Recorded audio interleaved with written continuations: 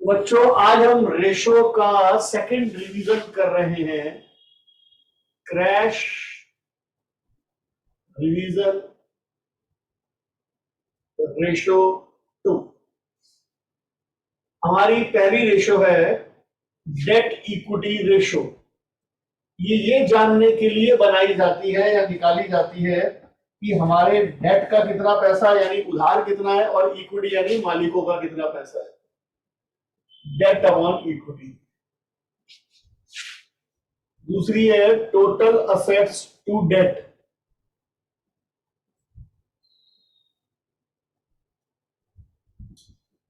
Total assets upon debt. तीसरी है proprietary ratio.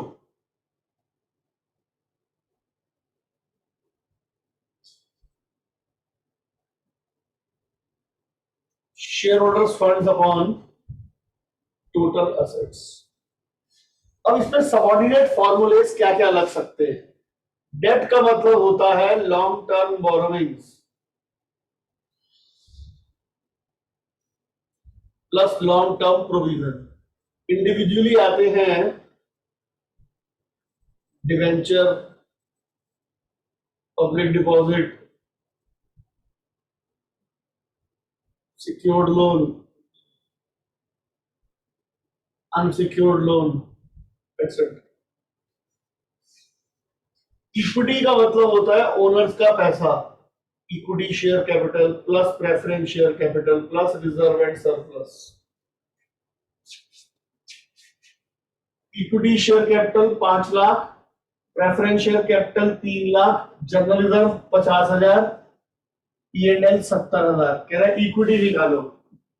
Equity का formula equity share capital plus preference share capital plus reserve and surplus यानी general reserve और ये 5 3 8 9,20,000।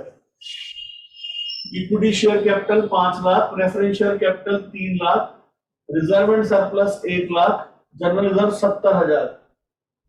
अब इक्विटी का फॉर्मूला क्या है? Equity share capital plus preference plus reserve and surplus. Reserve and surplus अगर अलग से दे रखा है इसका मतलब सारे रिजर्व का टोटल। अब हमें कुछ भी और ऐड नहीं करना। कैपिटल एम्प्लॉयड के दो फॉर्मूले होते हैं। एक होता है डेट प्लस इक्विटी, एक होता है fixed debts plus working capital.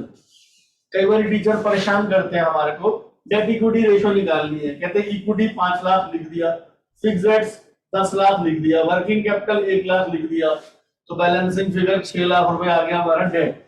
तो कई बार फॉर्मूले जरूर हमें आने चाहिए। टोटल डेट मैंने पिछली बार भी बताया था, उसका फॉर्मूला होता है debt plus current liabilities. Working capital होता है current assets minus current liabilities. इन बार बार सबऑर्डिनेट फॉर्मूलों से हम अपने क्वेश्चंस को बच्चों ये रेशो करें।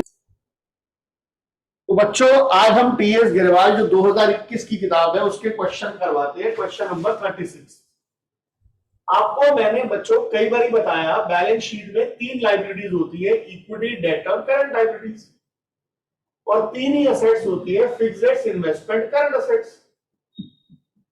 क्वेश्चन नंबर 36 में कह रहा है टोटल असेट्स 2,60,000। ठीक है जी। टोटल लायबिलिटीज भी 260, ये बचपन में हमें सिखाया गया था, बैलेंस शीट टोटल होता है बराबर। टोटल डेट का मतलब डेट प्लस करंट लायबिलिटी 180। अगर ये दोनों का टोटल 180 और तीनों का टोटल 2,60,000 तो ये बैलेंसिंग फिगर आ गया 80। करंट लायबिलिटी 20 तो डेट आ गया 160।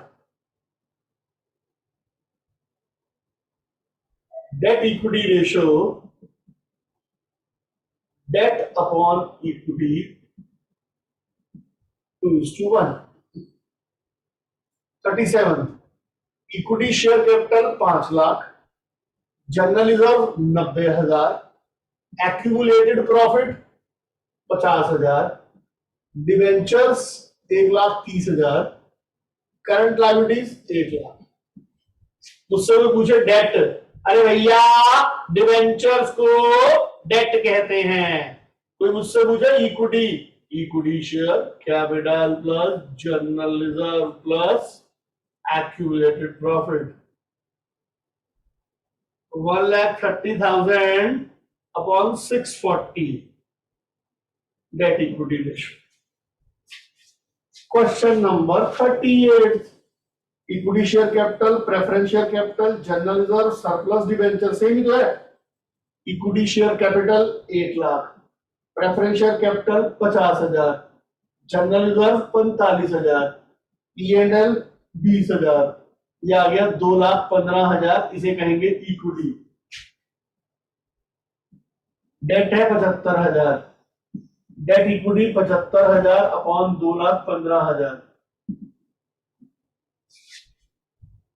39, कैपिटल एम्प्लॉयड का फॉर्मूला होता है debt plus equity. Capital employed है 8 लाख, डेट गिवन नहीं है, इक्विटी गिवन है 2 लाख, डेट आ गई 6 lakh, date upon equity 3:1।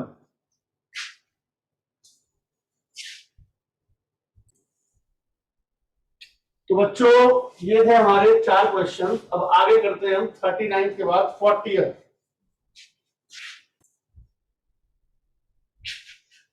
40th question में इक्विटी शेयर कैपिटल है 15 लाख, प्रेफरेंस शेयर कैपिटल है 5 lakh, reserve and surplus given है 4 लाख।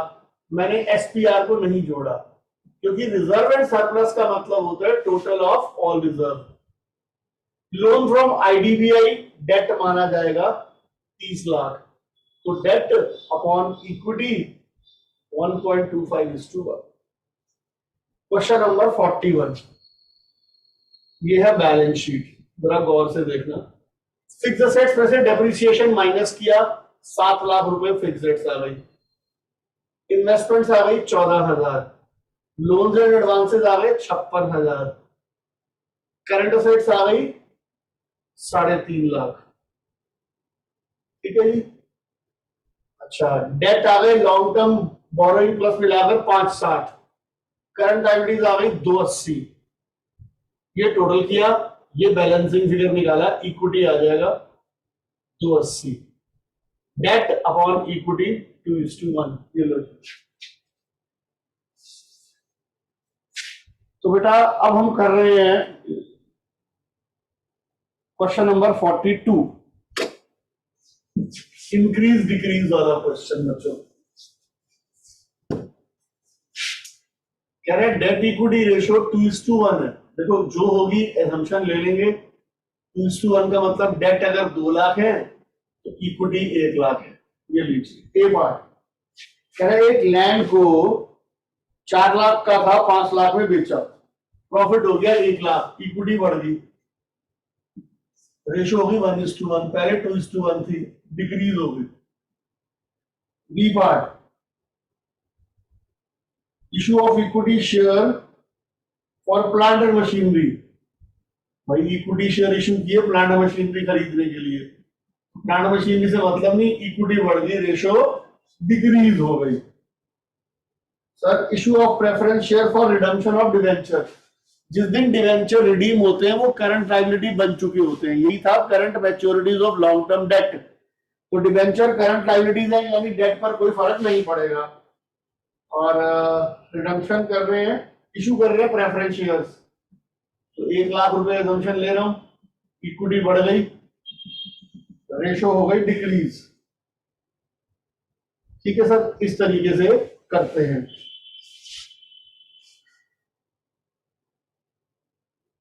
अब हमारा फॉर्मूला था एक बच्चों, total assets to debt ratio. Formula होता है total assets upon debt. Sir question number 47, balance sheet बनाएंगे सर, गौर से देखिए।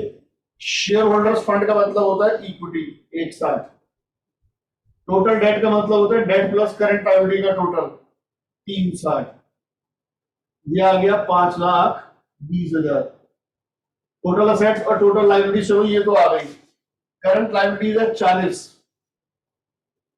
तो डेट आ गया 320। फॉर्मूला होता है टोटल असेट्स यानी 520 अपॉन डेट यानी 320।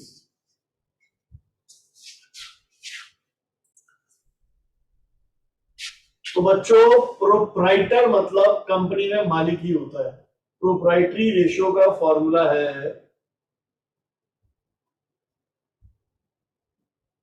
Share holders fund upon total assets. ठीक है जी, यानी equity upon total assets. Question number 54, share capital दे रखी है मुझे 3 लाख, नॉन करंट असेट्स दे रखी है मुझे 11,20,000, रिजर्व एंड सरप्लस गिवन है मुझे 1,80,000 और करंट असेट्स गिवन है 6 लाख। यह आ गया 17,20,000 टोटल असेट्स, यह आ गया 4,80,000 शेयर होल्डर्स फंड। तो share holders fund upon total assets, ये क्वेश्चन नंबर 55। सर इक्विटी निकालनी है यार, बहुत इजी है। Equity share capital plus preference share capital plus reserve and surplus. Equity share capital कितनी है 3 लाख, प्रेफरेंस शेयर कैपिटल कितनी है 1.5 लाख, रिजर्व एंड सरप्लस कितना है 75,000, यह आ गया 5,25। इक्विटी है, असेट्स गिवन है 7.5 lakh, 0.70:1। Question number 56, equity share capital balance sheet बना देते हैं, ये लीजिए। Equity share capital 450, preference share capital 320, reserve and surplus 65, creditor 110, debenture 3 lakh, fixed assets investments current assets 7 lakh, 245, 3 lakh, 1245 हमारी टोटल एसेट्स आ गई। इनको जोड़ देंगे 5, 7, 7, 20, 7 लाख 70,000 प्लस 65, 8,35,000 आ गया इक्विटी और टोटल एसेट्स है 1245। तो बच्चों ये प्रोप्राइटरी रेशियो हो गई हमारी।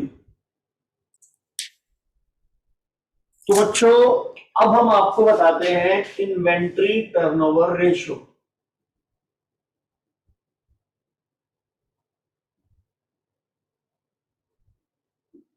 Cost of revenue from operation यानी good sold upon average inventory. बचपन में हम कॉस्ट ऑफ गुड सोल्ड यानी cost of revenue from operation का फॉर्मूला करते थे opening stock plus net purchases plus direct expense minus closing stock. गौर से सुनना, net purchases plus direct expenses, ये 10 है ये 12 है, अल्टीमेटली 2 रुपए घटेगा, minus excess of closing over opening, increase in stock, net purchases plus direct expense, ये 20 है ये 12 है, अल्टीमेटली 8 जुड़ेगा, plus excess of opening over closing और decrease in stock.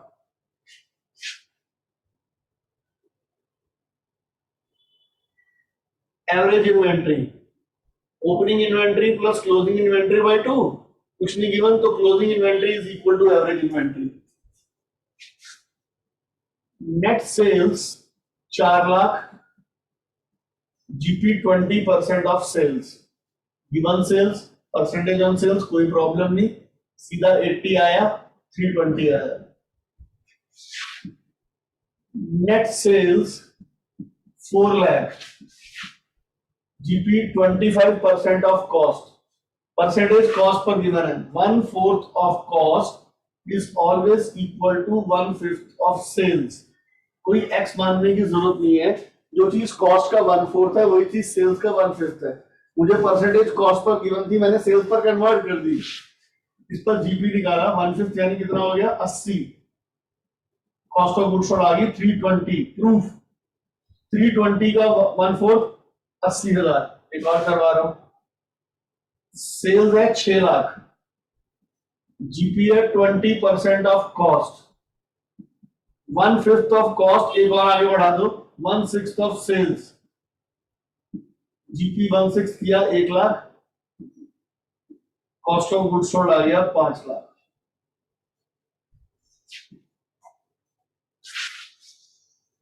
Cost given है 3 लाख, जीपी 25% ऑफ सेल्स, बेटे सेल्स यानी 1/4 of sales, 1/4 of sales equal होता है 1/3 ऑफ कॉस्ट, सेल्स से कॉस्ट में आएंगे कम कर दो, 1/3 ऑफ कॉस्ट हो गया 1 लाख, सेल्स प्राइस हो गया 4 लाख। तो रूल ये है, कॉस्ट से सेल्स में जाएंगे तो एक बढ़ा देंगे, सेल्स में कॉस्ट में आएंगे तो एक घटा देंगे। ये गिरवाल 2021 किताब सबसे पहले दे रखा है, question number 66, inventory turnover ratio is equal to cost of revenue from operation upon average inventory. Cost of revenue from operation दे रखा है 4.5 लाख, ओपनिंग स्टॉक है 1.25, क्लोजिंग 1.75, दोनों को जोड़ा 3 लाख अपॉन 2 1.5 लाख, 3 टाइम्स। मैंने सीधा सीधा कर दिया, आपको करना है, लेकिन वही बात है ना, आने तो वही क्वेश्चन है, इसलिए आप भी ऐसे सीख लो, कोई नुकसान नहीं है। 67, कॉस्ट ऑफ गुड्स सोल्ड का formula, opening stock 40 plus purchases 92 plus carriage inward 4000 plus wages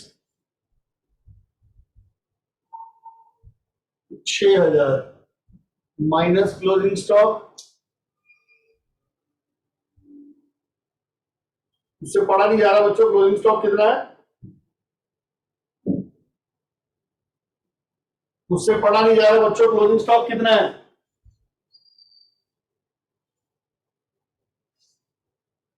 12,000, 132 142, एक सेकंड में कैलकुलेशन ही कर देता हूं, ऐसे एग्जैक्ट नहीं,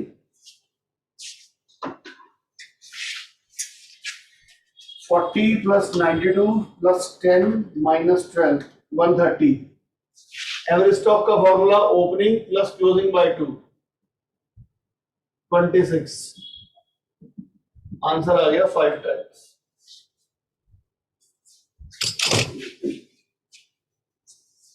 अच्छा जी, question number 68,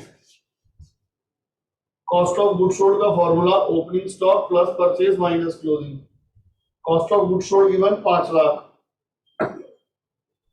opening stock given है 1 लाख,